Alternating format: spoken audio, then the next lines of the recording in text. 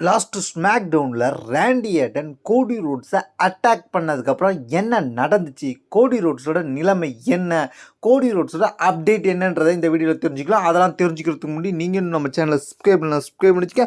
இதே போல் இன்ட்ரெஸ்ட்டாக ரெஸ்லிங் பார்க்குறவங்க ஃப்ரெண்ட்ஸுக்கு இந்த வீடியோவை ஷேர் பண்ணி விட்டுட்டு தொடர்ந்து பாருங்கள். அதாவது கடந்த வாரம் ஸ்மாக் டவுனோட மெயின் ஈவெண்ட்டில் கான்ட்ராக்ட் சைனிங் நடந்துச்சு. Cody Rhodes versus Randy Orton, இவங்க ரெண்டு பேருக்கும் ரெசில்மேனியா 42க்கான கான்ட்ராக்ட் சைனிங். இந்த கான்ட்ராக்ட் சைனிங்கில் என்ன நடந்துச்சுன்னு கேட்டிங்கன்னா, அன்டிஸ்ட்ரிபியூட்டட் யூனிவர்சல் சாம்பியன்ஷிப் மேட்சுக்கான கான்ட்ராக்ட் சைனிங்.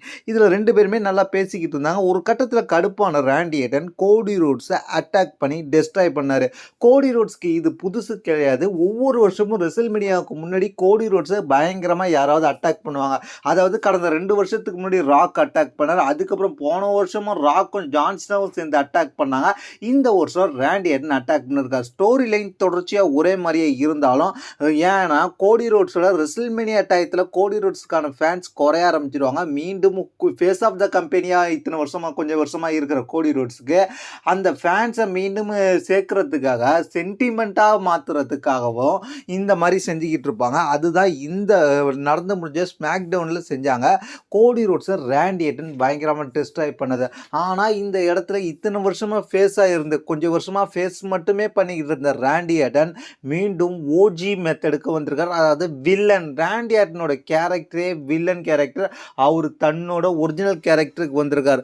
அவர் அப்படிப்பட்ட ரேண்டி ஆர்டன் தன்னோட கேரக்டரை பர்ஃபெக்டாக பண்ணார். எந்த அளவுக்கு அட்டாக் பண்ண முடியுமோ, அதாவது தன்னோட வில்லத்தனத்தை மொத்தத்தையுமே காமிச்சாரான்னு கேட்டிங்கன்னா கிடையாது. அதில் ஒரு பகுதி மட்டும்தான் காமிச்சிருக்காரு. ஒரு பகுதிக்கே கோடி ரோட்ஸை தாக்கு பிடிக்க முடியாமல் டெஸ்ட்ராய் பண்ணிட்டாரு. கோடி ரோட்ஸை அடித்து துவச்சி எரிஞ்சிட்டு போயிட்டாரு. கோடி ரோட்ஸ் ரத்த வெள்ளத்தில் கடக்கிற மாதிரி காமிச்சாங்க. இது என்னதான் ஸ்டோரி லைன் படி இருந்தாலும் ரேண்டி ஆர்டன் அதோட சாம்பியன்ஷிப்போட அந்த இடத்துல ரிங்கில் உட்காந்ததும் வேற லெவல் மூமெண்ட்டாக இருந்துச்சு. இதுக்கப்புறம் ரேண்டி ஆர்டன் போனதுக்கப்புறம் கோடி ரோட்ஸ்க்கு என்ன நடந்துச்சு, ஆஃப்டர் த ஷோ என்ன நடந்துச்சுன்னு கேட்டிங்கன்னா, கோடி ரோட்ஸ் தடுமாறி நிற்கிறார். அவரை சுற்றி எல்லாருமே நிற்கிறாங்க. அதாவது ரெஃப்ரிஸு, பேக் ஸ்டேஜில் ஒர்க் பண்ணுறவங்க, ஸ்மாக் டவுன் மேனேஜர் எல்லாருமே நிற்கிறாங்க. அதுக்கப்புறம் அவர்கிட்ட அவரோட சாம்பியன்ஷிப் கொடுக்குறாங்க. அவர் கிழிஞ்ச சட்டையோடையும் ரத்த வெள்ளத்தில் இருக்கிற மாதிரி காமிக்கிறாங்க. அவர் நடக்க முயற்சி பண்ணுறார். ஆனால் அவரால் நடக்க முடியல. டக்குன்னு WWE உள்ள மற்ற ரெஃப்ரிஸு, ஸ்மாக் டவுன் மேனேஜர் எல்லாருமே சேர்ந்து தாங்கி பிடிக்கிறாங்க. அதோட ஸ்மாக் டவுன் மேனேஜர் கோடி ரோட்ஸை கூட்டிட்டு போகிறாரு. இதுதான் ஆஃப்டர் ஷோவில் நடந்துச்சு.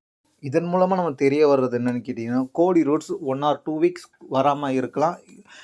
இல்லை 2 வாரம் கழித்து வரும்போது ரேண்டி ஆர்டனை அட்டாக் பண்ணுறதுக்கு பயங்கரமாக அட்டாக் பண்ணுற மாதிரி காமிப்பாங்க. இதுதான் இந்த ஸ்டோரி லைனில் அடுத்த கட்டமாக போகுது. இதை பற்றி உங்களுடைய கருத்து கீழே உள்ள கமெண்ட்ஸ் பண்ணுங்கள். தேங்க்ஸ் ஃபார் வாட்சிங்.